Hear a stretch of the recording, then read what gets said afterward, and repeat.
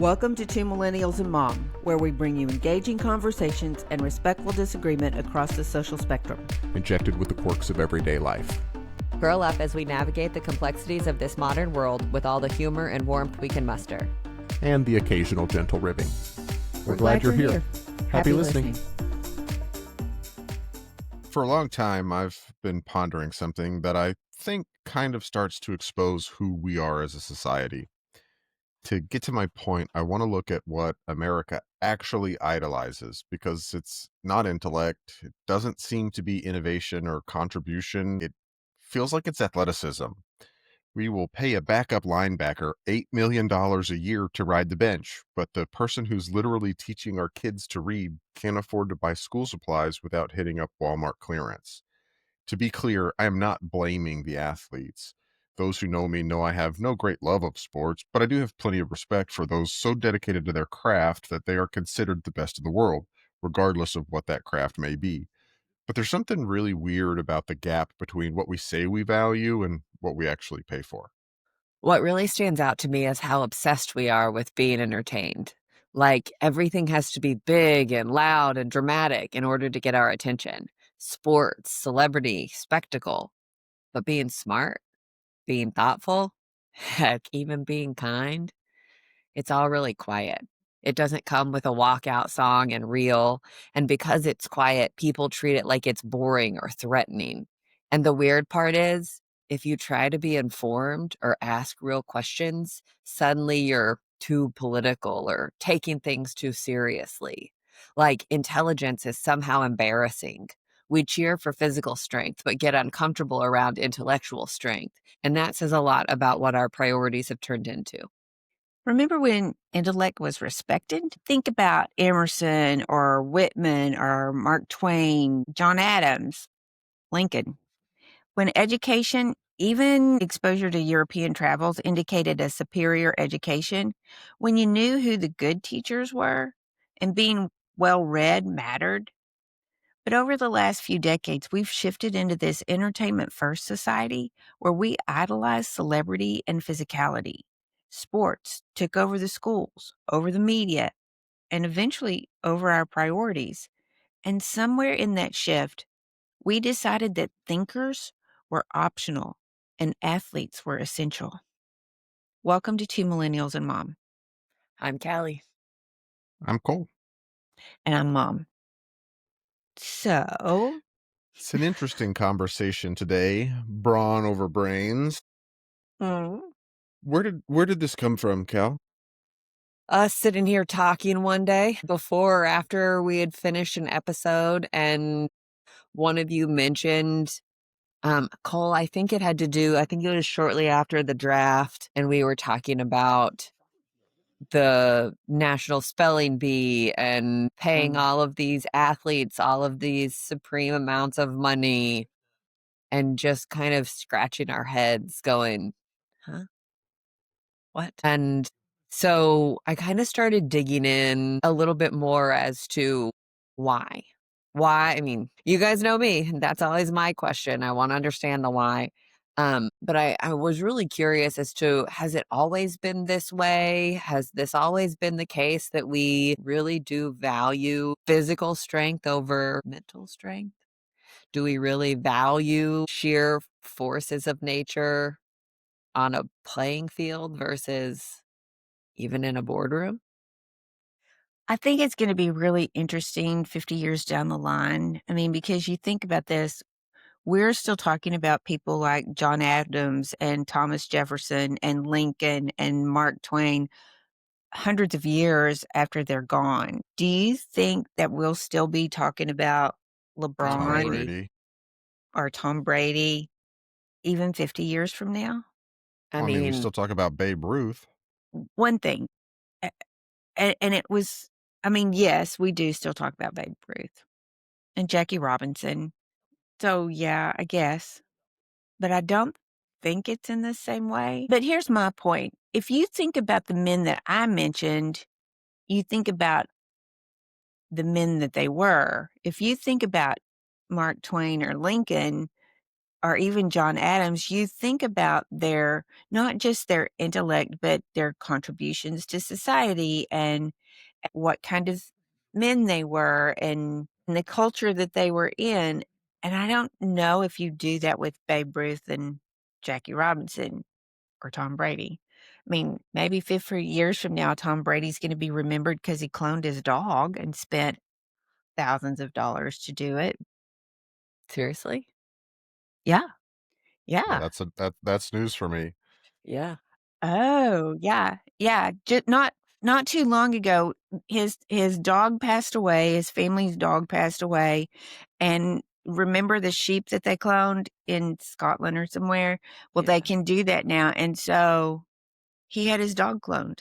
I think it was, I don't know, $12,000, something like that, to have his dog cloned, and he doesn't That's admit cheap. I was gonna that say that's less expensive than I anticipated. well, then I could be off on that dollar amount then, don't quote me on that dollar amount, but he did say the dog doesn't have the same personality that the original dog did, but yes, there are Well, several yeah. people who've I think another one is Barbara Streisand had a cat cloned. Here's the thing, cloning something doesn't replace its memories. It still is going to develop its own personality due to the exposure that it gets to stimulus from its environment as it ages. Oh, a nature versus nurture kind of thing, huh?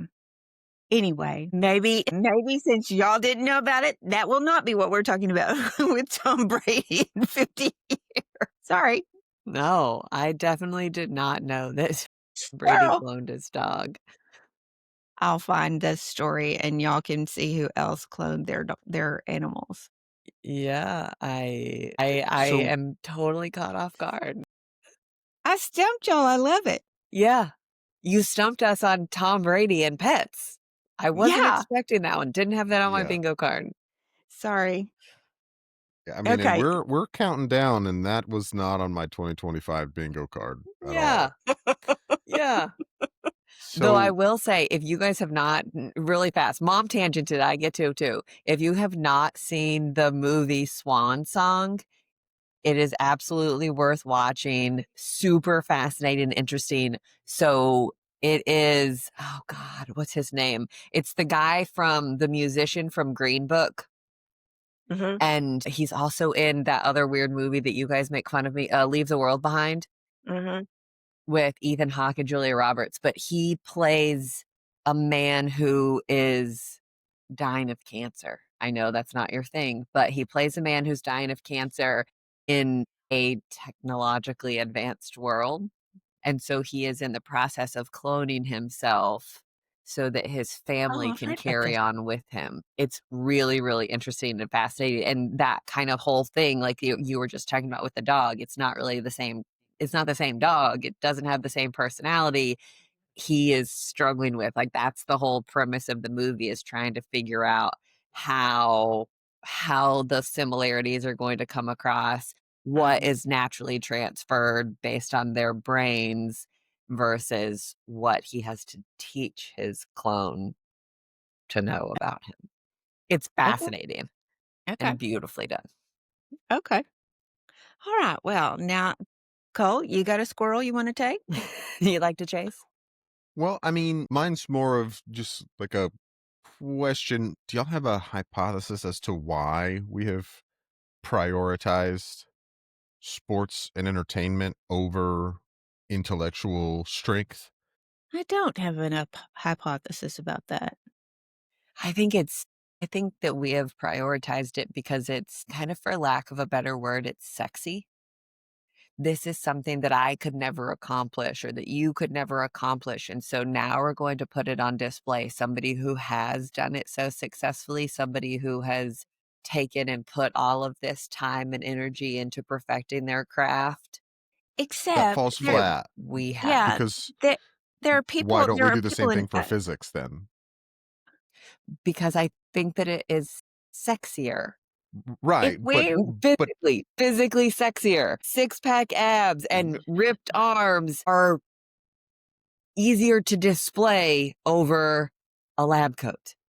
I mean, Here's this athlete who is busting their butt ripped. Okay, And all of a heavy. sudden I'm thinking, so Cole, would you notice the athlete over the lab coat yourself? Or is that a female thing? I don't know how to answer that question. I mean, We're already so yes, far off sure. track. When it comes to attraction, yes, physicality is important, but it's not the only factor. If I can't have a conversation with you, if you're dumber than a Yeah. bag of rocks, it doesn't really matter how hot you are. Right, which is my point. These are people that we're not having direct interactions with, so we don't get to see if they're dumber than a bag of rocks. We just get to see them being powerhouses on whatever field they're playing on. I don't know. Have you seen Tom Brady in some of these interviews and podcasts that he's on? No. Pretty clearly on display. I think it comes back, and this Always is gets cloned shameful his in my stuff. opinion, it comes back to money. You can sell sexy football easier than you can sell Sexy lab coat. research. Yeah. Years of research and without Sex sells. It's I mean, I get where you're coming from, but it's weird. If you wanted to advertise to me bikini football or faster than light space travel, I'm going to take faster than light space travel. Now, I may be a weird one, but like if those were the two options, like, hey, which one Yeah. of these are you going to advertise to Cole? The scientific research is going to be the one that gets me. But I think look at the history of it. Think back to the Marlboro Man, right? He was rugged and stoic and muscular and just this sexy man. And it turned smoking sexier because he did it, right? Well, until he died of lung cancer, yeah. Also true, but we don't talk about that part. Yes. It's just marketing, right? Here, I'm gonna put this on display in front of you, but there was no big marketing campaign that said, "Oh, he had lung cancer and this was a horrible idea and we're sorry." That isn't sexy. So we don't put that on display. So could you market research? Tedious, long, unending research? I mean, you've seen the Hulu pharmaceutical ads. They certainly try. Well, and I was just sitting here thinking of like a Susan G. Komen. When they're sitting here, that's what their whole purpose is doing research to eliminate breast cancer or make that a much easier topic to navigate. But even then, the part that's sexy about it, the part that's marketed about it isn't, "Hey, we're doing all of this research." It's, "Hey, we're building a community of people who are all invested in the same thing." It isn't the research of it, even though that's what it is all done What the for. point was. Right. It's simpler, I think. My I hypothesis is, and think I, you're I right. think being physically secure is part of that, but it's a whole lot easier to follow football than it is to follow a physicist experimenting with theoretical physics, For just in sure. general. For sure. You don't have to engage your brain as actively to watch a football game as you do to understand Einstein's theory of relativity. You don't have to be smart to follow football. I get it. I get it. I mean, again, I think that we have, as a society, as a culture, have glamorized kind of the wrong things. Ouch. I mean, I think that's subjective because I think some other people would tell you I'm not interested in physics. It doesn't do anything for me. And whether that conception is correct or not, It's not sexy. yeah, I mean, how I do mean, you how do you tell someone that doesn't understand something, hey, you should pay more attention to this than you do Tom Brady on Sunday? it makes me think of that kind of age-old adage about when, like, especially if you're in high school or in school and things like that, "When am I ever going to use algebra in real life? I don't need this." Call made Every me day. do it. Call made me do it one day this week. Mom, one Exactly. of these formulas is correct. But I think that we have taken the wrong tact to sit here and say, "Hey, this is useful information that you're going to continue using through your daily life. It's just, oh, you have to get this box checked so that you can move on." And the one thing that kind of continues through, for lack of a better word, is things like sports. Those are the Yeah, but cool you people in high school, and then they go on and now they have this great career in college, and, oh, now they've been drafted into the NFL, and this is so exciting. I knew them. I gave him my history notes or my algebra notes. I mean, Cole, you've talked about it before as well. You've got all of these athletes, especially in the NFL, who are making all of this money, and before too long, they're broke, and their lives are in tatters because they don't have any financial literacy as to how to maintain any part of their lifestyle. Yeah. And I think that that is slowly changing and evolving over time because many modern athletes have seen what has happened to the generations before them just for not handling that, not being aware of that. Mhm. I will But never to understand, though, paying an individual multiple $1,000,000 to play a game. because that's their cut of the profit. That's how much money these systems are Well, making. you're right. Yeah. It's a I don't think I'd ever But thought about it that way, but to back up here, you make the argument gig of, well, I'm never going to use algebra in my everyday life, which is one, Not true. yeah, not true. Yeah. But when are you going to use Tom Brady's stats in everyday life? I think that that's You're kind of not. I don't think that that's really true. We have been recording this podcast for less than 20 minutes, and we're all talking about Tom Brady and various facets of his life because we have dumbed our society down to say, hey, these are the most important topics that you need to be well versed on. So that when you're sitting there with a bunch of other people and you're sitting there in a group of other folks, it's like, oh, hey, this is what's going on and this is what's happening in the world of sports. I did it this week, earlier this week, sitting there with a bunch of my coworkers, and I was like, I have no idea what's going on in the NFL. I don't know who's doing well this season. I don't know who's sucking. And part of me sat there and said, I could have better common ground if I was more well versed in that as a sport.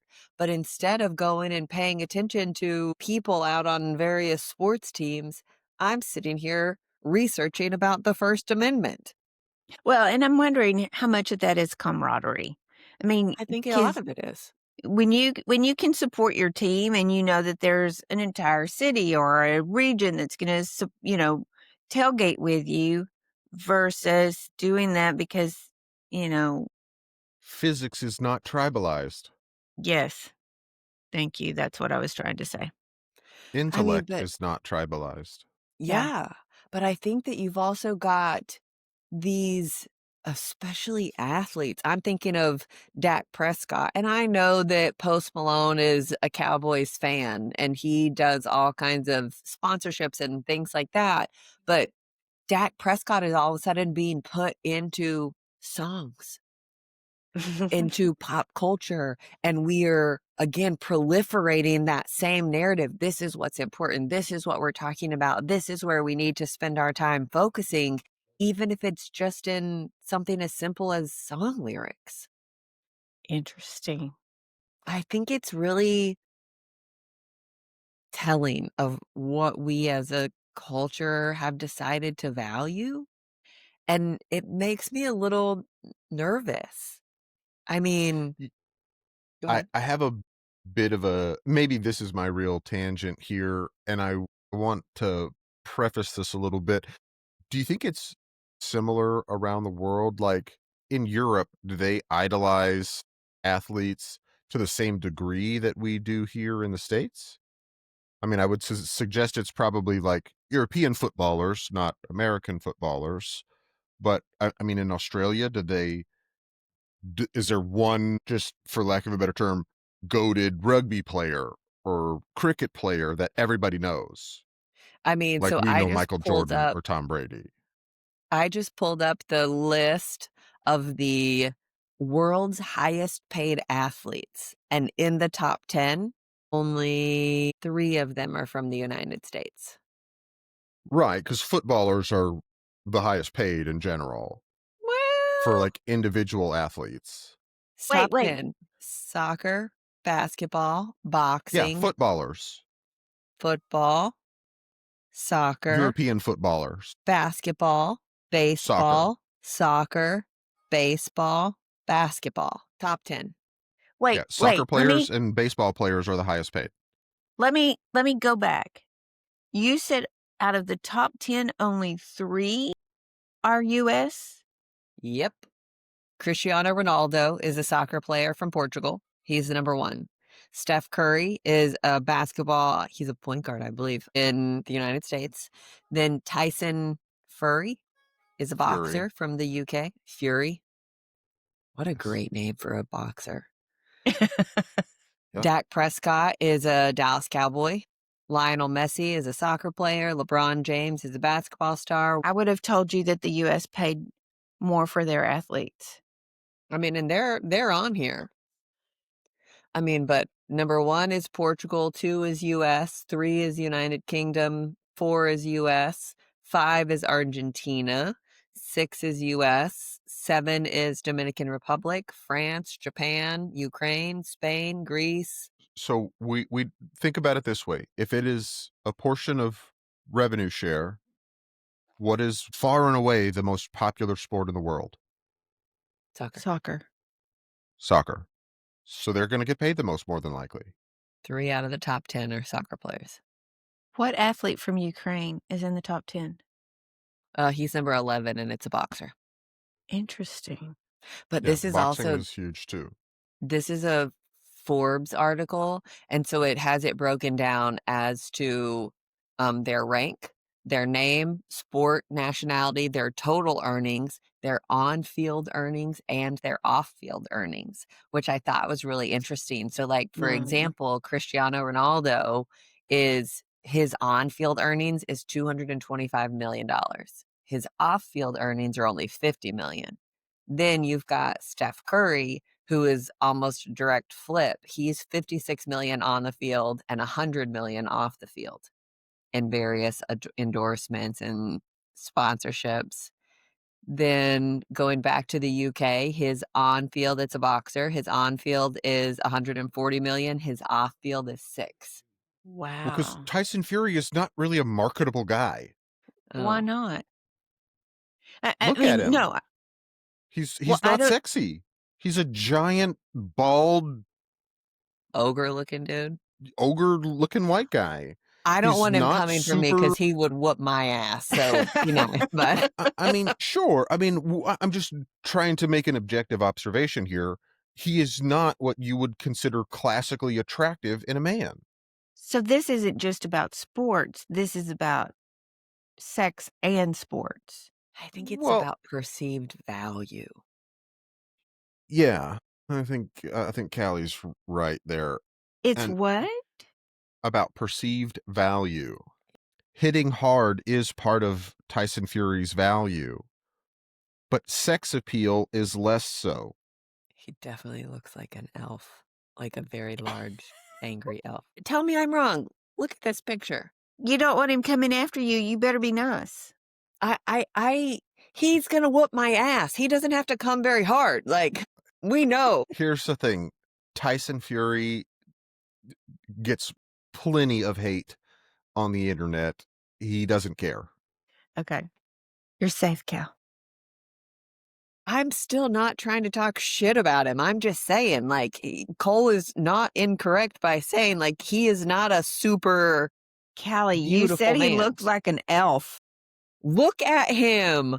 That is kind of coming after him. Okay, hold on. Don't screw with me all of a sudden, okay? Entire screen. Look at this dude. He looks like Santa Claus.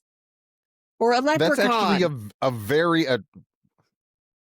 Callie, he's my size. He does not look like a leprechaun. I said a tall one. He looks like a tall leprechaun. I mean, Again, I have no doubt in my mind that he would wipe the floor with me. And if you keep not the talking, he might be justified in so doing. I'm not talking shit, man. I mean, you are. I mean, Anyways, let's see if we can re-rail this train. best of luck. Not going so So good. God.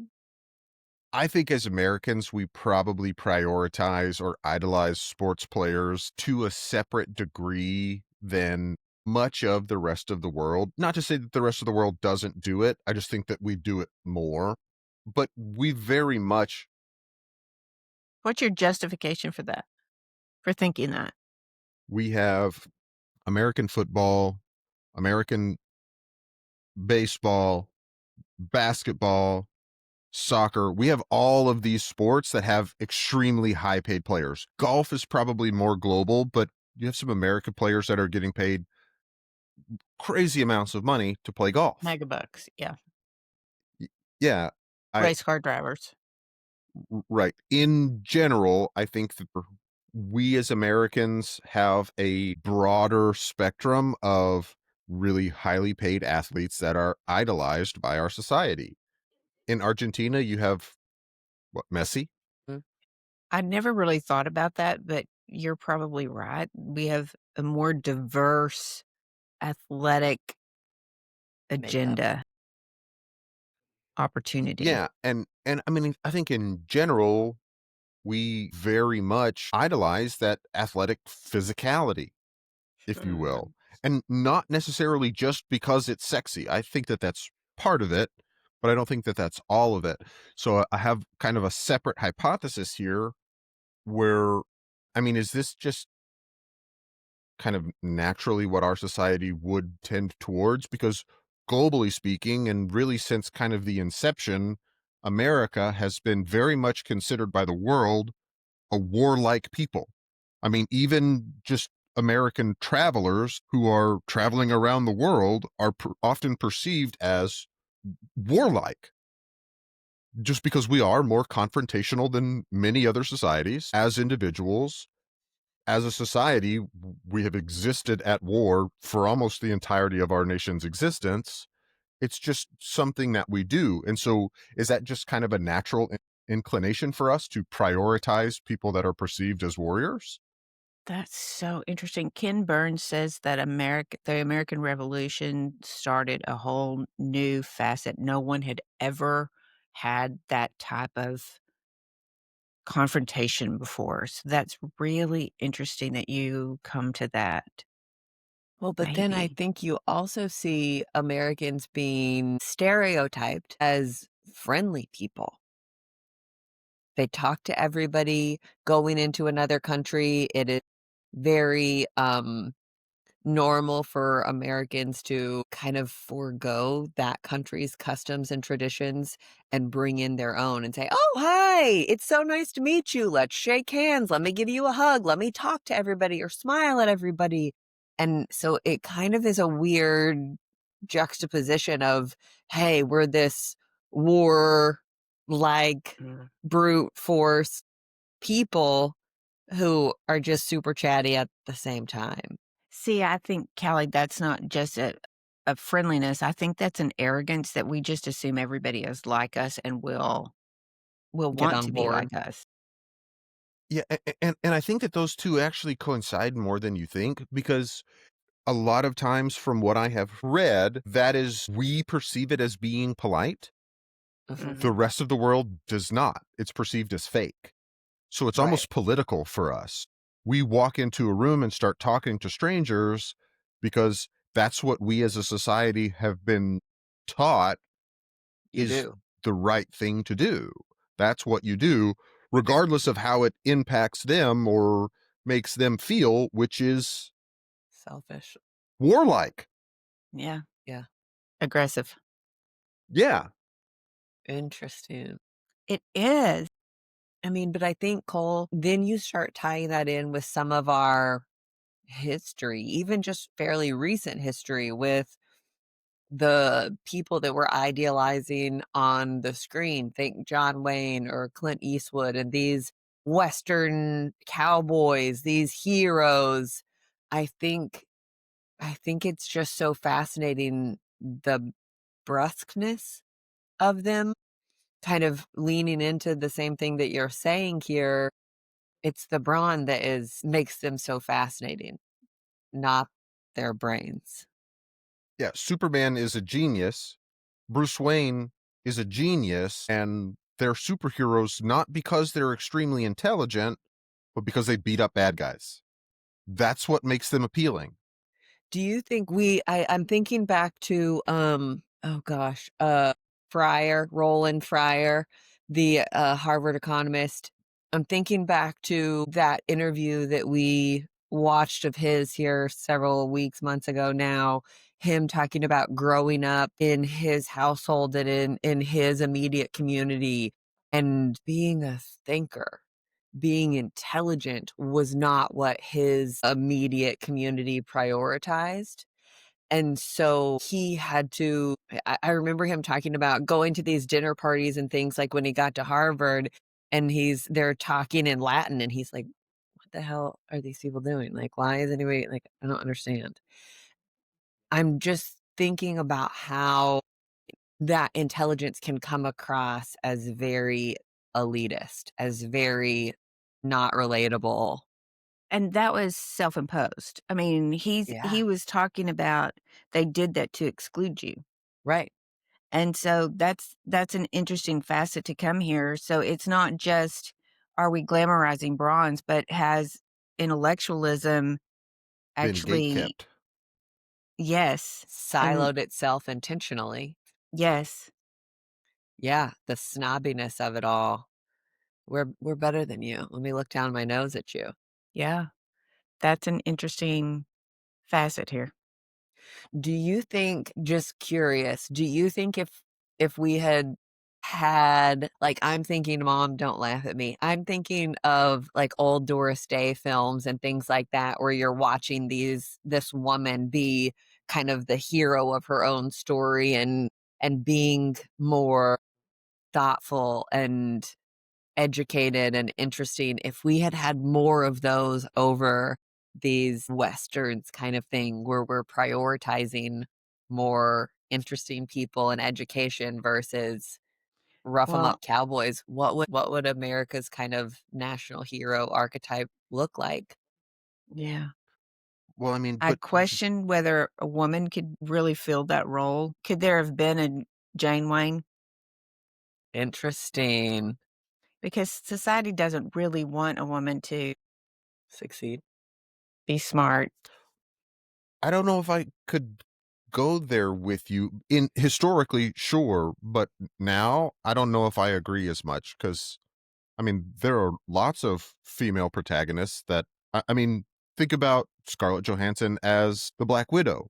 She's extremely popular and well liked. She is a hero. She's a badass. She beats the shit out of people.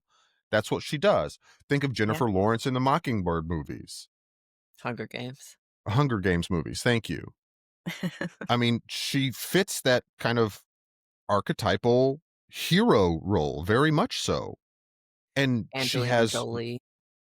yeah, Angelina Jolie as Laura Croft in the Tomb Raider. What's her That's face as G.I. becoming much more common. And I yet don't know if that one, was, she Avoiding. was, well, I wasn't necessarily avoiding it, but I think that's actually a better example of the opposite because of how much she was ostracized for playing that role at the time. Right. which one? Demi Moore as G.I. Jane. Mm, Yeah. definitely. Now, I But think her still doing that opened that door. but still, all of those Mhm. females that you're talking about, whether it's Scarlett Johansson or Jennifer Lawrence or, Angelina Jolie. Angelina Angelina Jolie. Jolie, what made them heroes in those roles was their brawn. I'm this Sure. rough, badass, rough and tumble woman who can do anything that a man can do. Like, why does it have to be this cut and dry? Because it's simpler and I Because think we're generally, stupid. yes. But I would say percentage-wise, those characters are on a lower scale than what you would see a male protagonist as. But I also think Cole's point is is still very valid in this, like, that's changing.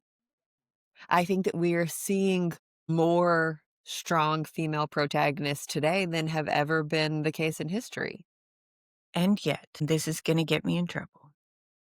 These are my How favorite. many people do you talk to today who go, "I don't think America can take a female president." Why? Because 'Cause they're not strong enough? They can't kick ass like Angelina Jolie? Is that what it is? They're not rude like Trump? I mean, could we put a Marjorie Taylor Greene in as president who can say, No, no, don't even talk that out into the universe. Don't put that out in the world. I I'm not dying on think that hill. don't think that we appreciate intelligence, and I definitely do not think that we appreciate intelligence in women. I'm not saying that there aren't some people and that there aren't some outliers on that. There certainly are. I mean, you can look at Katharine Graham, who took over the Washington Post when her husband died, but was a complete and total outlier on that. We talked previously about Greta Thunberg. Mhm. Thunberg. I mean, she came about talking about climate change and activism from a totally different standpoint, less so with facts and figures, but more from an emotional plea standpoint. And it has been very productive for her message. But let me ask you this on her. She was 15, so did we appreciate her because she was a child speaking up in that manner? Or would she have gotten the same response if she'd been 30 years old, 40 years old? Would she have gotten the same response? Or did some No. of that come from she was a child I think and most of what it an came from the fact that amazing. she was 15. Hmm? I think most of it came from the fact that she was 15. I would agree with you. So I don't know. I think brains is and I can tell you also, as much as I hate saying this, but generationally, I wasn't supposed to be smarter than the boys in the room. Right. And that was definitely a deficit if I was willing to show that I was. I don't think, Callie, that that's quite as evident. But I mean, we've talked a lot of times. We both know women who are strong, good, have risen in their industry, but it's a male dominated industry and they've had to change their personality, especially diminutive women have to appear bigger, badder to get where they are because they're women in a male dominated field. Here's the thing. If it was just, hey, this is your IQ and I'm going to ignore you because this person's better on the soccer field, that would be one thing, but that's not even really, I mean, there's more to it than just that. I think it gets exacerbated. Yeah, let me put it this way. Throughout all of human and natural history, which creature, Mm. when you have social groups, and we can look at all of the different animals, when you have a social group, which creature is the leader? Is it the smartest, most cunning one? Or is it the one that is the biggest and the It's strongest?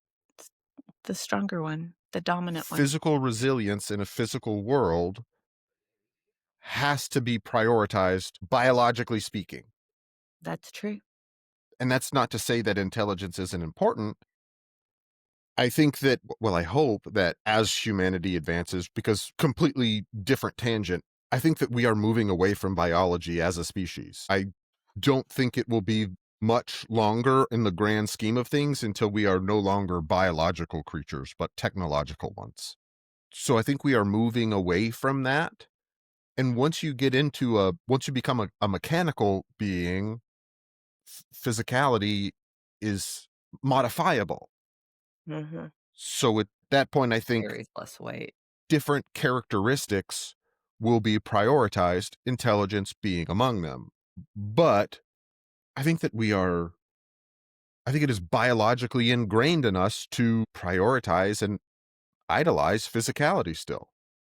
I think you're right on that, and I think as we're talking about intelligence, if that can be replicated, then it will lose its value because it can be duplicated, and brawn may not can be duplicated quite as easily. Interesting. I do think, when we finish episodes, which I feel like happens pretty regularly, and mom will go, "Well, this is not at all where I thought that this conversation was going to go." I think we should try and get off of the sexism of this and back to our topic about brawn versus brains a little bit. Okay, we've kinda gone everywhere here. Oh, yeah, we totally have. And there's nothing wrong with that. I just want to make sure that we're not stuck here all of a sudden because I don't think that the male versus female is the underlying issue that we're looking to discuss here. Yeah, I Okay, think it's a byproduct of it, I would agree. okay. not a not Sorry. not the root cause. So maybe let's talk about like the nitty-gritty of why it is prioritized so much. So like who's the highest paid scientist in the world? Do we have any ideas? Because we can really easily track the highest paid athletes, and we can even get Yeah. into the nitty-gritty, and we've kind of generalized this already. It's marketing, it's revenue share, it's profit sharing with these guys that are, I mean, sacrificing their bodies and their time and their youth to their craft, which I have a certain level of respect for. But I mean, if we talk about sponsored scientists, you've got Neil deGrasse Tyson, maybe, and then Yeah. I don't know. Even when I do a search for it, it's like, hey, these are the top highest paying science jobs, but it's not people. Interesting. And it's that way across kind of across the board. Here are the highest paid science job, or here are the highest paid science roles. Here are the most lucrative jobs across various countries that have to do with science. But it's not people. And I think that we can literally watch that value. I don't want to say be diminished because it's not that, but not reflect the needs of our society. Again, kind of like Cole mentioned at the very beginning, teachers who are sitting here educating tomorrow's leaders can't keep their classrooms stocked because we paid them so little. Why are we not valuing their contributions?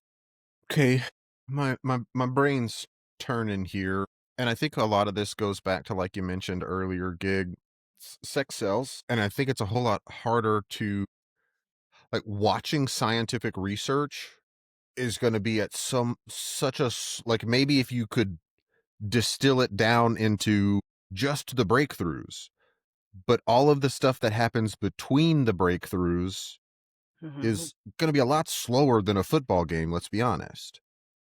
I mean, how much of doing research is saying, well, I think this is what's going to happen if X and Y are the two inputs. Let's try it. And then let's try it 1,000 more times to see how often my hypothesis is correct. That's Sorry, really but hard to sit down and watch. my brain was thinking, do that in a golf game scenario, because I think golf is the slowest, boring game to watch. If we Right. put science But on that and how often do we watch golf players practice? How right, often do we watch professional sports teams practice? yeah, Some people, sure, but it's not nearly as broadly yes, audienced as the games themselves. crazy.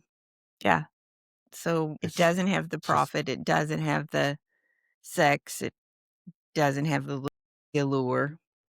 it's a lot harder to market Mhm, And I the think that prospect of research than the product of that research.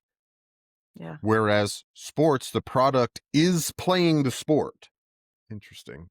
I just don't think that it has the same, I'm not saying it's right or good, but it doesn't have the same pool of audience. POOL, right? Like, there are this many people who are going to sit here and think golf is interesting either way.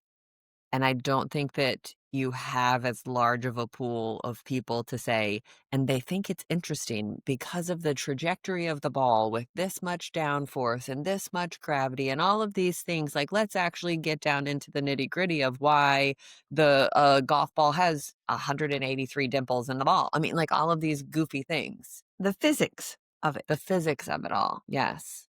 And for some people, that is the appeal. But for the vast majority of them, I would think Not gonna probably be. not. It is the skill of implementing, maybe not even the knowledge, but the practice of, hey, I have swung this stick this way so many times that now I can do it better than anyone else. Yeah. Mhm. I've Not proved my muscle because I am memory. swinging the stick this way, this is the amount of force that I'm applying at this angle at this time on however many dimples on the ball I'm hitting. That's not the entertaining part. It is the result of that. Yeah. Right. And It's I, the winning. yeah. I was gonna say, I think that you've got the money to suggest that that is really truly what sells. I mean, I was listening to a book the other day, I don't remember what it was, and I can't remember exactly the context, but it was talking about in 2005, a Super Bowl commercial costs between 2 and $3 million for a 30-second spot. Now, a Super Bowl commercial is between 7 and 8 for the same 30-second spot 15 years later, 20 years later, That's just and how. inflation. Hmm? That's just inflation. I'm not saying that it's not, but still the demand has only continued to grow Yeah, I was being over all of facetious. this time. Can you imagine somebody working on cancer research bringing home $7 million for their advancements in science and technology? For their 30 seconds of fame? Wow. I think it's probably more likely that they would disappear than get a paycheck, but totally different podcast. Totally different podcast. Don't tangent us off anymore. I mean, but we are all native Texans, right? And it is so funny to me to watch people come from other states and then go, "Oh my god, you guys really care about Friday Night Football." And Friday look Night at Football. these high school stadiums that you're spending millions of dollars on for high school athletes. Yeah, I Ye get it from people that I talk to all of the time because I talk to Oh, people on the phone all day right? from all across the country. And it's, oh, you're in Texas. You must really love football. Not really. Sorry, Hate to your Cowboys are disappoint getting you. killed. They're not my Cowboys. I don't really care. yeah. But But we I'm an but outlier. we start them very young. I mean, we've been going to 2nd grade football, and they had their own Super Bowl. I mean, so we're starting them really young, we're growing them. There were definitely some parents that in attendance at that game who were really, really serious about these 8-year-olds 8-year-old playing kids, yeah. football. I mean, some of them you just wanted to smack and go, "Remember that they're 8." Uh, Well, but I think there's something to be said here that it's probably a whole lot easier to train physicality into an 8-year-old than it is mm, intelligence. Because I think that can you improve your intelligence by trying? Yes, but mhm. anybody can become an athlete generally. The vast majority of is there some natural talent? Sure. But if I went and trained every day, I could become a bodybuilder. I could gain that physicality. I don't Could know you that become a everybody gymnast? I mean, if I trained every day at it and that's what I dedicated all of my time to, yes, probably. Kelly and I both stopped when you said anybody could become an athlete because I'm not sure that that's true. Yeah, But I see where you're going with it. I understand right. where you're going with it. It would be easier to teach athleticism than it is to teach intelligence. So, but Yes. that goes back to kind of what I think that we were trying to talk about earlier. Should we just take the easy way? It's easier to teach an 8-year-old to be physical, so we're just gonna teach him that instead of teaching him to be intelligent? Instead of Not what setting I'm him up for saying. I'm success? just saying that that's what it is. I know. Because, I mean, picking up heavy stuff Yeah. and running is much more accessible Yeah. than understanding physics. Yeah. But I think Callie's question is, are we willing to settle for that or at the expense of the intelligence? Because you have to lose something. Right. I think the vast majority of humanity, quite obviously, the answer to that is yes. But that again, I'm kind of constantly playing the long game in my head, right? Like, okay, it's easier to teach an 8-year-old to be strong and Physical. athlete and physical and all of this. So we're just going to do that cuz we can sell it and we can monetize it and we can take control of his life. But what happens when that 8-year-old is 38? What life have we set him up to live? Have we taught him about financial literacy? Have we taught him how to be emotionally stable and secure to be able to say, hey, failure sucks. I've been there. I've done that. I mean, because as an athlete, no matter the sport, you have to be able to address failure. You have to fall down and get back up and keep going and power through. Have we taught these children all of the things that they need and that is required for them to be productive members of society, much less like leaders, but just productive We don't do members of that for society? non-athletes. I don't disagree, but I think that that's He has kind a of my point. my point. Like, shouldn't we? Uh, Instead of just Should taking and the shouldn't easy way is out, irrelevant. I mean, I understand where you're coming from, but what we should do versus what we do are not synonymous. When you're talking about our species as a whole, we can say we should do all of these things every day, but how many of us actually do those things? again, I go back to the third party vote. If enough of us stop buying the old adage of you're just throwing the vote away and actually vote for the third party, eventually the third party guy is going to have a chance. And so I maybe agree. we have to stop with the, well, that's how we do it. So never mind. We're just not going to do anything else. That's how it's done. That's what works. That's what's easiest.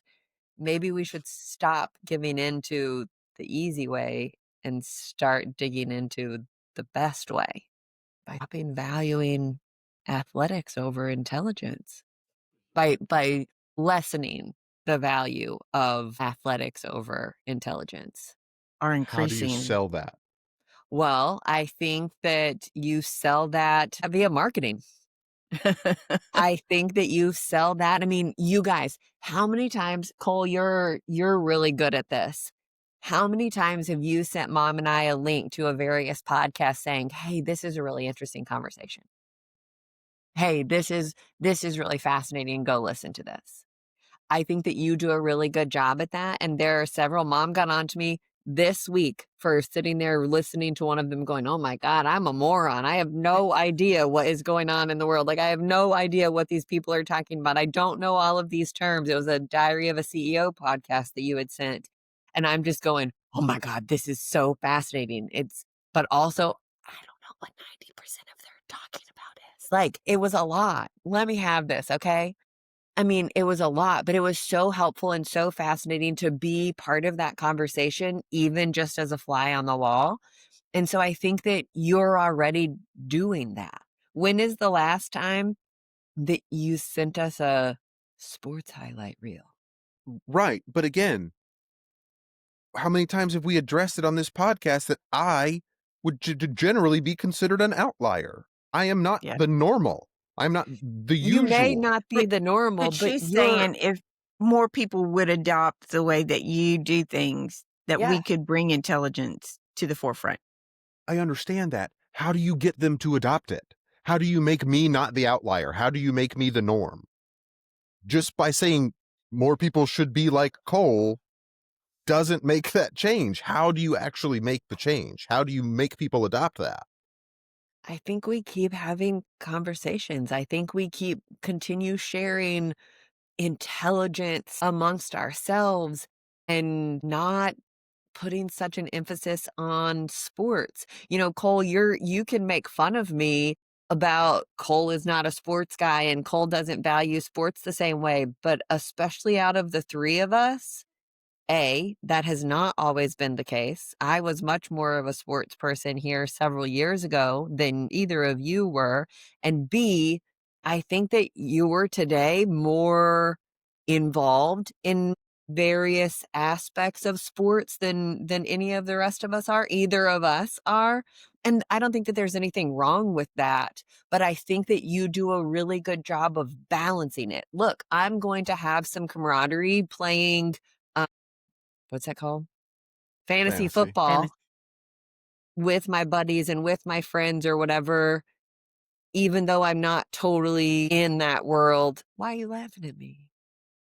My motivation, I'm not playing fantasy this season, but my motivation for playing fantasy is I do not care about football. I want to show you football nerds that I'm better at this than you. So when did you make that change? What do you mean? When did you stop playing fantasy? I mean, 3 seasons he would ago still was the do it. first time I played it. I played it for 2 seasons. It came That's in all? second Really? in my league both times. Because you're No, smart. that's not true. Excuse me. I played it for 3 seasons, got second, first, and then second again. So in the last 4 years, I've played it for 3 seasons. And literally the only reason I agreed was to say, this is just Suck it, nerds. statistics. This is just math. Take the emotion, take the love of the player, the idolization of the player out and say, statistically speaking, what is going to make me most likely to win?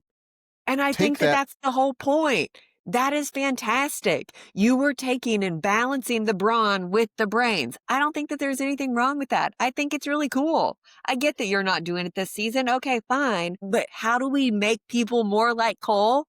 That's That's what I'm how. asking. But they don't. People aren't like that. That's what I'm trying to say. Well, That I'm not sure I can take a whole society like Cole. so true. It would, Sorry, it would but it would be really scary to have a bunch of me running around. Trust me, I get it. Yeah. But I mean, you can't talk an apple into being an orange. No, but you know what? There's some science behind that that might could create that. It would be interesting to, and maybe uh, maybe that's part of it. It just doesn't have the appeal. No pun intended. I was going to say, But but you can graft the shit out of some trees and teach them to change. so I read this article recently about a 14-year-old who his mom is working because of some NIL changes. His mom is working for him to be a millionaire by the time he is a freshman.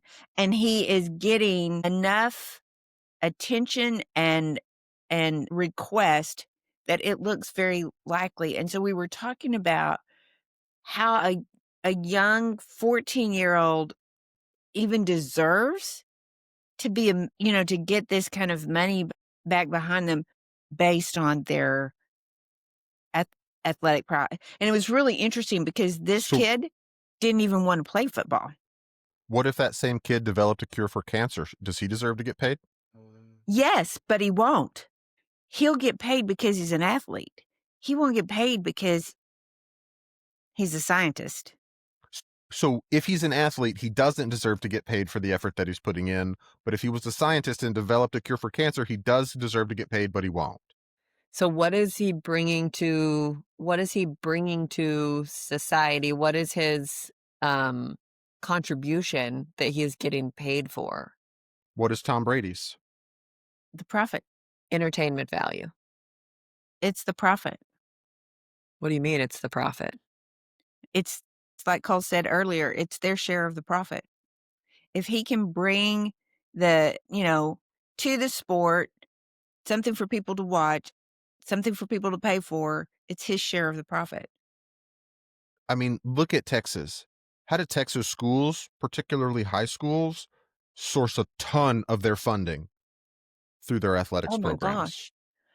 That was another one where Yeah. these billionaires are taking over the football programs and they're Collegiate. buying. Yes. And they're buying athletes to make the best deal. But it almost sounded like it was just, hey, I'm a billionaire and this is my alma mater and I'm going to make it better than that billionaire's alma mater. So I'm just going to throw a bunch of money into this. They're billionaires That is what playing sports chess is. games against each other. This guy said they've ruined the sport because of the way that they're throwing money at the competition. Mm-hmm. It's not about who's the better team anymore. It's who can build the better team. And so It's I don't know, but maybe resources. Well, yeah, which is a problem that has already been broached by the major leagues for all of these sports with salary caps. yeah. To say, okay, you can't just buy the whole league and buy all of the best players. You have to have something in place to make it fair. Do you think that Ish. those salary caps are realistic? What do you mean? I feel like salary caps, A, are a good thing, and B, are too high. Like we talked about term limits the other day. This is the same kind of mental gymnastics that I had to do for that. We can't put a term limit on somebody in Congress and say, hey, you can be here for 50 years. Sounds good. That isn't realistic, right? That doesn't make sense. So we're going to do the same thing here in athletics and say, hey, we're going to put a salary cap on this so that you can't spend more than $50 quadrillion. And then but up until then, it's all okay. Like, that doesn't make sense. We have to be more realistic with those salary The caps, level with of the those term salary cap limits. is irrelevant to the argument that I'm trying to make. Okay. If every team has the same salary cap, that means that Team A, in the long run, should not be able to outspend Team B to have a better team. Now, because it's cyclical and you've got people coming in and out of the system all of the time, year to year, those salary cap imbalances happen. And you have teams that are better than others. You got to have a winner. But in the long run, what that salary cap is irrelevant to the argument of, do salary caps have an impact? I'm not debating on whether or not they have an impact. I do, but I think that they have to have a reasonable cap in order for that impact to matter, to make a difference. And what should that cap be tied to? Yeah. How do you decide what's reasonable? Because I can tell you what it is tied to: revenue. Yeah. When you're already paying 14-year-olds $1 million or 16-year-old $1 million, what do you tie that to? I mean, I don't disagree with you. I think I also agree that we prioritize sports more than we should, that athletes probably get paid more than they should. I also think that athletes should get paid because they work really hard. And I don't think any of us are disputing that they should get paid. The argument here is that we are glorifying these athletes. We are paying them out the wazoo. And is that the right place to put your money? Right. Because Is cigarettes is or that alcohol? What? Is cigarettes or alcohol? No, What do you but mean? that's what we spend it on. I'm really not trying to be nihilistic here, but I Are mean, you not? I'm not sure I can follow you there. what I think should be and what is wildly different.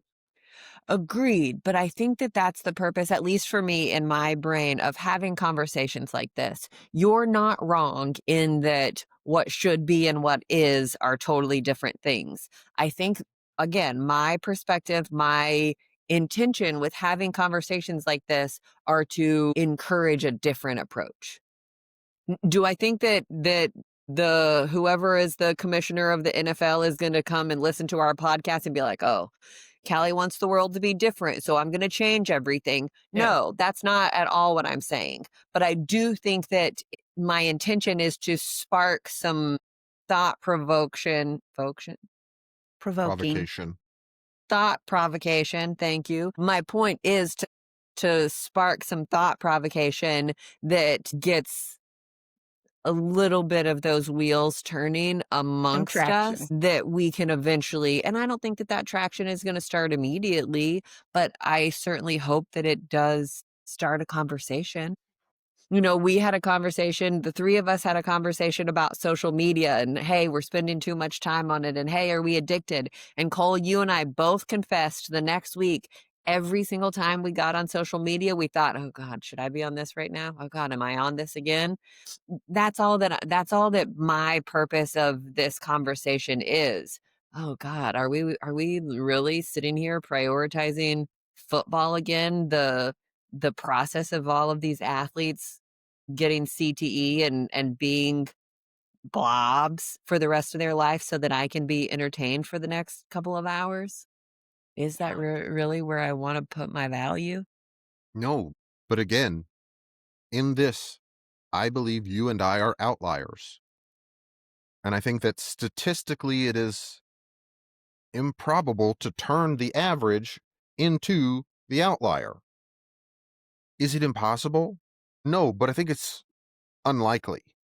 Well, I am more than happy to be on the leading edge of this and having these conversations so that we are not all falling victim to the bleeding edge of sports as society's priority. So let's go back. Do you think student athletes deserve to get paid? No, Why? because this is the path that they chose. If they want to turn and make a career out of it, that's great as soon as they do. So I think if that it, a student goes outside and they are not an athlete and they get a job, should they get paid for that job? yes, Then why shouldn't an athlete? Because the athlete is doing a job. They're working for the school that they're playing for. that's that's a class. But That's a class it's more to than a better class. them. But it really isn't. It's a class to better them and better their opportunity to have a career in this post-college. A class in and of itself does not generate revenue. The product of that class, there Uh, isn't a product of the class that you No, sell. he's right.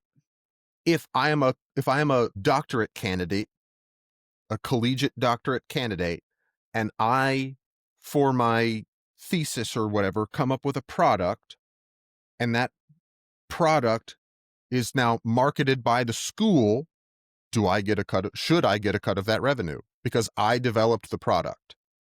I put in all of the effort and all of the work, and I developed it, and now it is generating revenue. Should I get a piece of that revenue? So I know that you want me to say yes on your scenario that if I am a scientist for a school, work in a class, going to school for a specialty, and I create something that then I, as the person who invented that, should get a cut of that.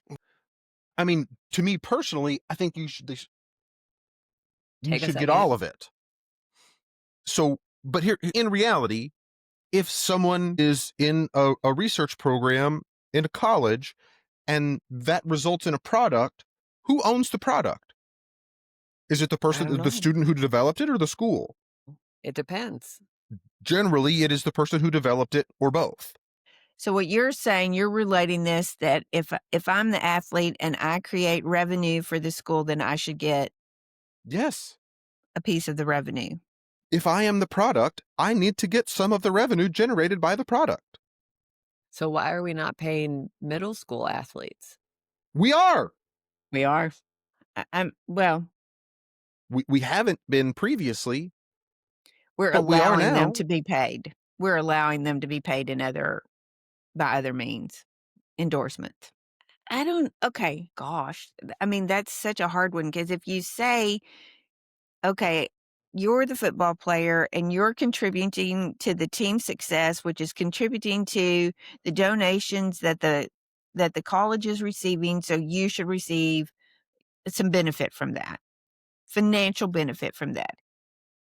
And so if you happen to be at Alabama or you chose to go to Alabama because Alabama is always in the top, and so those proceeds are going to be better, so you're going to get more for that.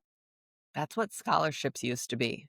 hey, I'm really good. I'm going to bring this to the table. So you're going to let me come to your school for free so that I can provide this value that we both benefit from. You in all of our deals, in all of our TV deals, and all of our other school deals, and me in advancing my future career. How is it different? They're getting paid. They're getting some sort of benefit for doing Yeah. their job. How is it different? But if you turn that around and you say that's the STEM student who's advancing some type of scientific research and they're getting a profit. But I think the thing is that the football player and the college, because of the way that society looks at football, that bucket is just gonna include more money than that stem cell student is for the college, and so we're still it just still seems cold that it's out of whack that we're willing to I don't disagree. pay. I think the prioritization is completely Yeah, wrong. But just because as a society we have the wrong thing being prioritized, does that mean we go and punish the people who are working their asses off to provide a product? But I think that we're addressing it really poorly because I think that we're raising a generation of people to seek out being noticed rather than to be capable. yeah, you go back to the Right, but as an 14-year-old who athlete, you have to be capable to get noticed. yeah, But there are other options besides athletes but you go I back to the don't disagree with 14-year-old who you. doesn't wanna play football, who is playing football for the money. because his mom wants the money. And we're arguing about two different things. I I I don't think I want to say I don't think that they shouldn't be paid, but then again, I don't wanna say that out loud. Maybe the answer is I don't want them to get paid a ridiculous amount of money. Because I And guess it comes down to, is there short-term athleticism? Because it's gonna be short-term. It's not a long-term solution. So is their short-term athleticism worth more than my long-term career? to our society, yes. Yeah. Is that the way it should be? No. Is there a way to change that? You have to make society prioritize it less. You have to make us spend less money watching sports, buying sports memorabilia. I just don't know that that's ever gonna happen, and for lots of different reasons, for the sex of it, for the camaraderie of it. I I don't know that think, that's ever gonna happen. again, I think going back to kind of the long term pain versus gain, the cost of valuing athletics over brains, I think is dangerous long I term. totally agree. Go tell a group of lemmings not to run off a cliff.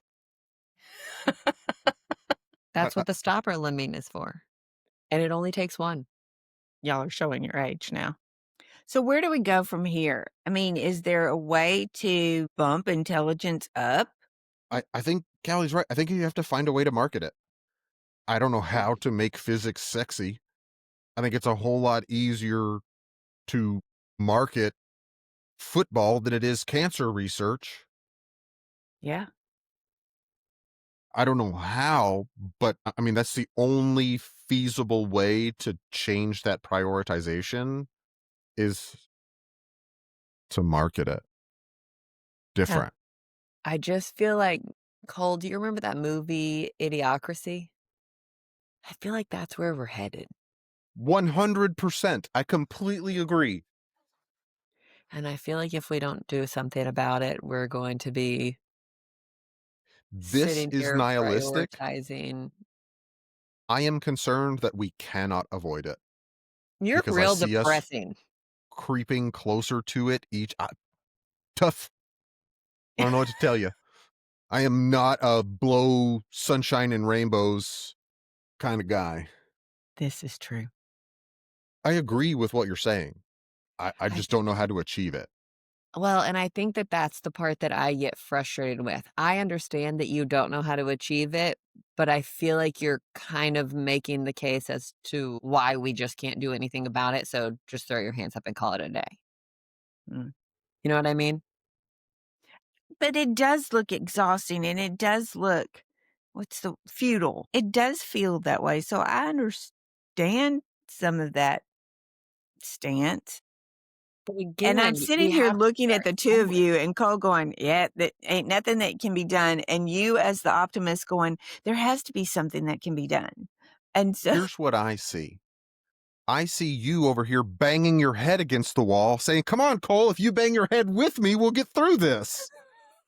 See, I feel the opposite. I see you burying every part of your body into the sand and saying, "Well, nothing left for me to do. I'm already dead." And you saying, "Hey, come bury yourself too. There's nothing we can do. So might as well just give up." And maybe you're right, Mom. Maybe that is my optimism and maybe it is futile, but I sure hope it isn't. I don't think it's completely futile. And I think having these conversations, can move us in some of those directions. But here's the crux of this. It isn't sexy. It isn't Brawn that will get us there. And so you're the David against the Goliath. Can David win? Yes, sometimes. I was just gonna say, he Sometimes he kinda gets did. crushed. Yeah. So, it But if no David ever steps up to compete against Goliath, there's no yeah. chance of winning. That's why I would prefer to be on the leading, even the bleeding edge of this. Like, I want to find a different way. I want to figure out a better solution and a better system. I want to prioritize the long-term gains versus the short-term entertainment. And if that makes me weird, if that makes me isolated in that, okay, I'll take that. But one of these days, just like I feel like you see in art, one of these days, even after I'm gone, somebody's gonna turn back and be like, "Oh, man, I wish we'd have gotten on board with what Callie was thinking. I wish we'd have done something about it then," while they're sitting there lapping up Gatorade out of Brondo. Brondo, it's got the electrolytes that plants crave. yeah, out of sprinklers. Welcome to Costco. I love you. Okay. Where do we wanna go from here? I think that we have to recognize that our society has valued consumption, whether that's entertainment or even physical bodies. We've allowed that to overtake capabilities. I think you're preaching to the choir, though. So, I Well, there's there just are nothing we can do. Call it a day. Thanks. Love you guys. Bye. Excellent episode this week. Like, what the heck, y'all? Like, we can't just sit here from this nihilistic point of view saying, oh, nothing we can do. Sucks to suck. Bye. Sure, we can. Why not? I well, can't. could Cole could, That's I couldn't. fine. Yeah. I can't. So, I don't want to choose dopamine addiction over development. So, so sell it to us. Figure out how to market intelligence. I am. It's called Two Millennials and Mom, the podcast, where we show up every week and have deep and not so deep conversations that are hard and shitty and hard and sucky and confusing and frustrating, but thought provoking and interesting. And I mean, all three of us have sat here at some point over the course of over the year that we've been doing this podcast saying, this is hard. it's This hard. is painful. I didn't know that. I had to go spend time learning about that. We are. I am. You are. Whether you agree or not, like we are. That's what I'm doing about it, Cole. Is it fixing everything today? Nope. Is everything going to be better tomorrow because of what we're doing today? Nope.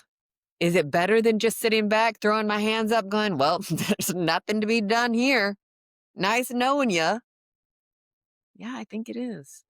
And that's great for you. What does that mean for you? I'm going to spend my time and effort somewhere else. And that's okay. We have different priorities. I just worry about the long term.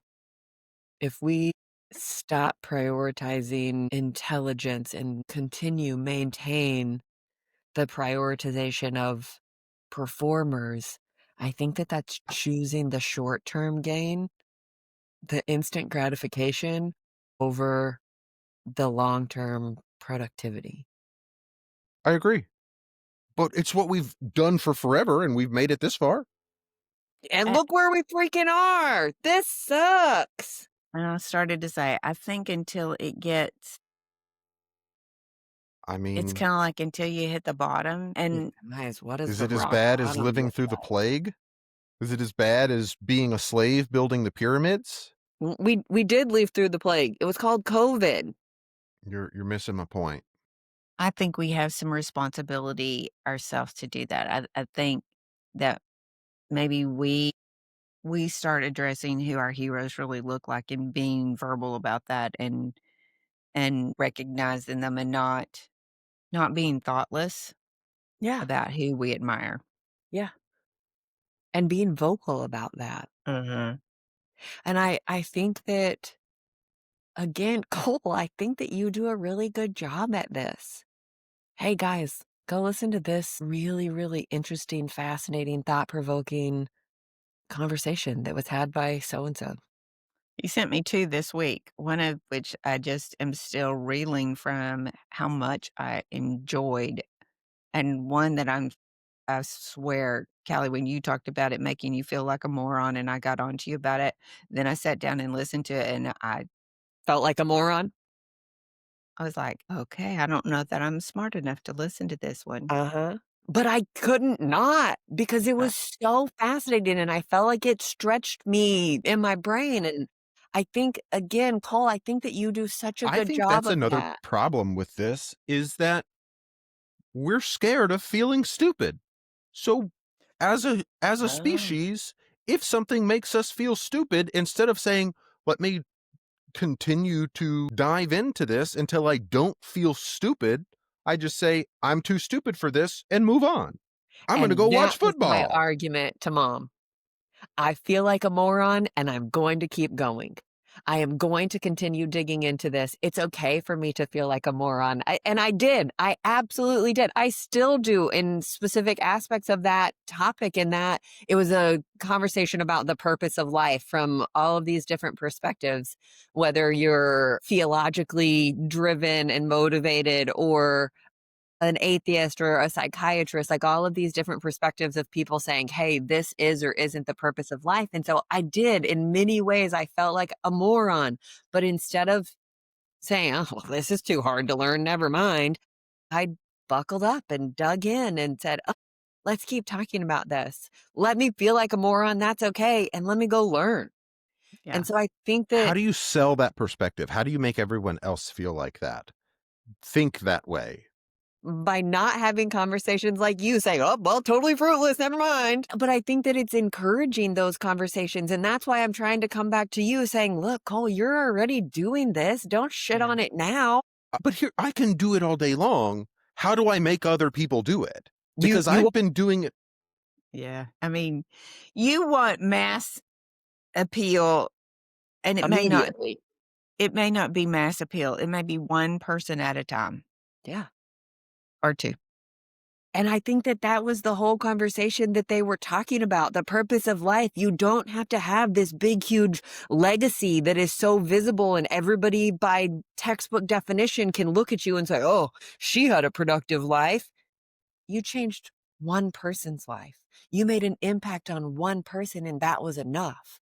The value of contentment, the value of any kind of purpose, whether it translates to anybody else, is irrelevant. It meant something to you, and that's enough. And so my point is trying to be encouraging to you in this moment, Cole. You are doing that. You are sharing wisdom and knowledge and insight, even if it's stuff that you and I may not agree on. We're doing it. We're not sharing the latest and greatest hit in football saying, oh, look at his arm go the wrong way. How exciting was that fourth quarter? We're It was valuing boring. intelligence. We're valuing provocation of intellect. Okay, this is the mom and me. I think you're both on the right track. I think the more that Cole shares that and Callie, the more that you market that, then we're making a step forward. Yeah. And I think that it goes back to that same concept that we keep talking about on this podcast. It takes a village. Cole, you might not be the marketer, and that's okay. But you are the wisdom. You are the one who shared it in the first place. And then I start proliferating that narrative that you shared with me. Yeah. And I think that there's value in that. And I think that that's I, the opportunity that we can say, hey, we're taking something and changing the status quo, even if it's on a teeny tiny scale of the three of us, and proliferating that narrative over, I think it counts. And I'm sorry that it's not all wrapped up in a beautiful bow that says, Cole won the Nobel Peace Prize. But you do for me in my world. Maybe not peace, but and that's great. You market it. I am every You freaking week. you be Jesus. I hear Yeah, this. exactly. So let's take a little twist. I think we've beat this horse.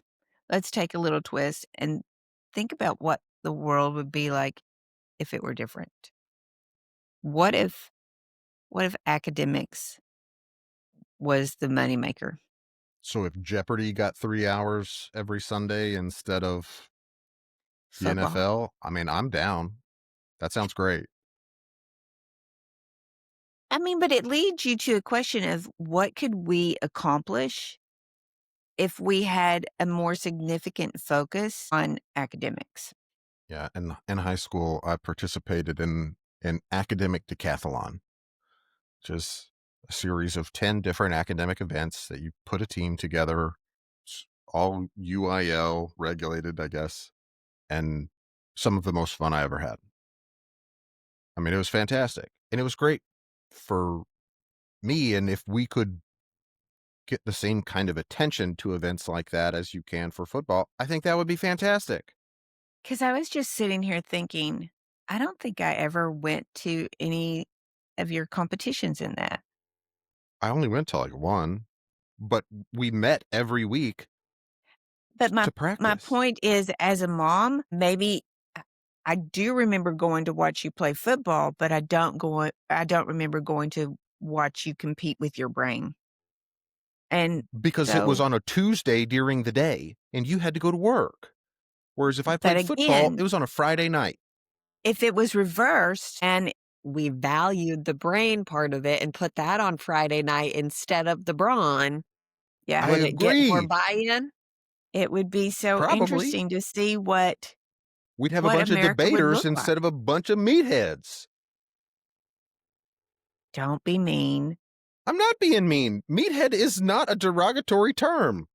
I Oh, think it is. no? I'm pretty sure Please just use as it in a positive sentence.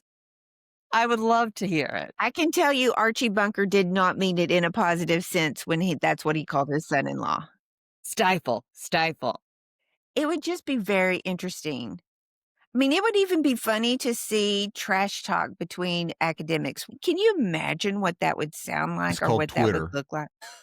Maybe that's true. Sorry, X. Twitter on a great day. There's a lot of What drama if and what if you Oh, yeah, had, there's a bunch of you know, nonsense there, too. Sure. what if you had the when what is it with the football when they're the NFL and they're calling these college guys up and it's all over the media and A they're combine. it's that whole night. What if we had an The AP draft chemistry? What did he say? combine. What if we had an AP chemistry combine? They do. It's called college. isn't he a peach? I'm done with you. I'm done with you today. I want a good news story. Okay. So totally changing gears. And by the time that this episode actually comes out, it will be the day after Thanksgiving. And so this is a reminder that sometimes the wrong number can bring the right people into our lives. Back in, and Mom, I know that you'll remember this, and I think about them every single year. Back in 2016 in Arizona, a grandmother, Wanda, sent a Thanksgiving invitation to what she thought was her grandson. It was not. Instead, it arrived on the phone of Jamal Hinton, who was a teenager that she had never met. Most people would have deleted the text and moved on, but Jamal joked with her. Jamal, a black teenager, and Wanda, a white grandmother. Jamal joked, "Can I still get a plate though?" And Wanda, being the kind of grandmother that everybody wishes they had, replied, "Of course you can. That's what grandmas do. They feed everybody." Mhm. So that November in 2016, Jamal showed up at Wanda's house and Wanda welcomed him with open arms. That moment of kindness, that one single text message that turned into a Thanksgiving with a stranger, turned into something more meaningful for both of them. So this year, 2025, marked their Mhm. 10th Thanksgiving together. A full decade of sharing meals, supporting each other through highs and heartbreak, including the loss of Wanda's husband, who was there for the first couple of Thanksgivings with Jamal, and they got to know each other and her battle with cancer.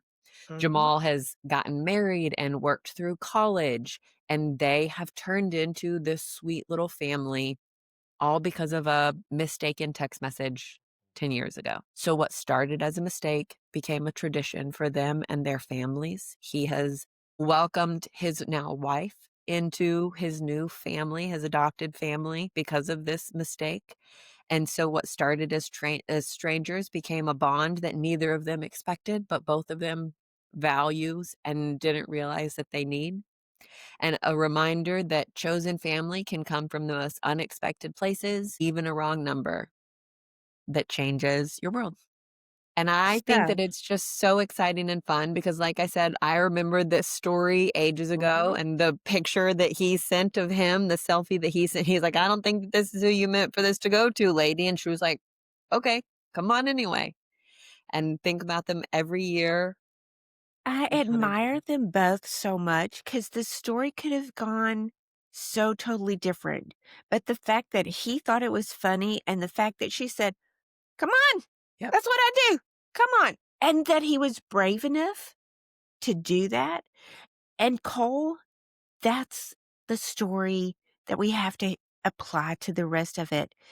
Something out of hand can change it. It doesn't have to be that we can't do anything, that we can't create our own bonds or create something new and wonderful.